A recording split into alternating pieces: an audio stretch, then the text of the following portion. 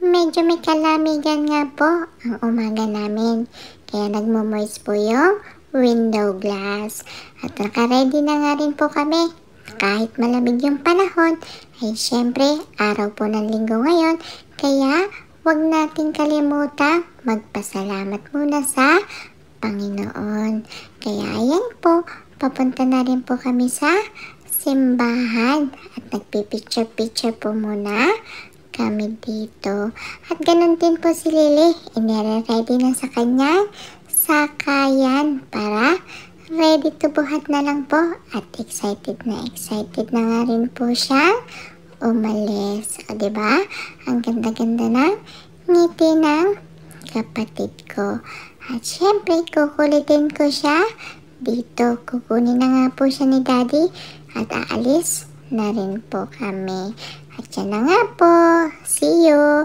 At pagkatapos po ay hindi na kami nakapag-video sa loob ng simbahan. Kaya ito na lang po ang ipakikita ko sa inyo. Yung pag-grocery namin dito sa may Lucky Supermarket. Medyo inaantok na nga po yung hitsura ko niyan.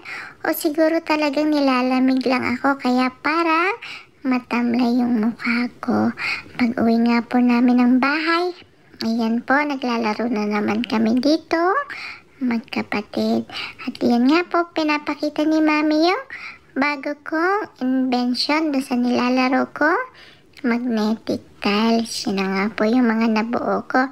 Pero syempre, nagpapakita muna ako ng dance move ko kay Mami. At ito nga po si Lily ay sumisimple-simple kasi kinakagat-kagat niya yung kahoy. At habang ako naman po ay nag-iisip pa kung ano ang pwede kong idagdag dito sa ginagawa ko pong bahay. Ako po ang nakaisip niyang mga bakod-bakod na yan.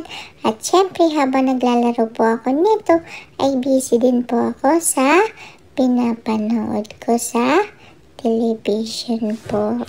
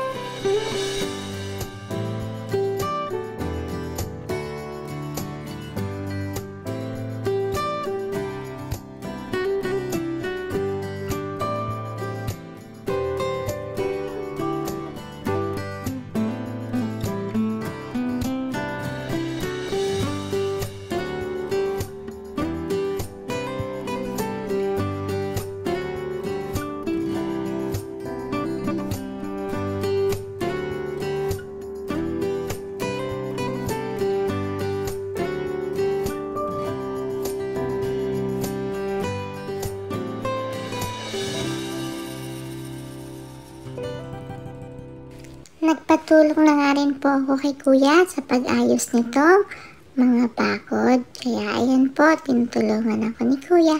Habang si Lily naman po ay yung binubuo naming bakod ay gusto niya po tanggalin. Kaya binabantayan ko po siya na hindi makalapit sa amin. Yasta, what's your name? How old you are? 3. What's your Kuya's name? What's Kuya's name? James. No, Kuya Blue. What Daddy's name? Kuya Blue. Gerald. What's your favorite color? Pink. What's your favorite toy?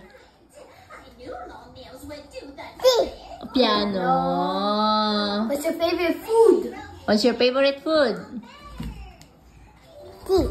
Cookie? Water? What are you scaring at?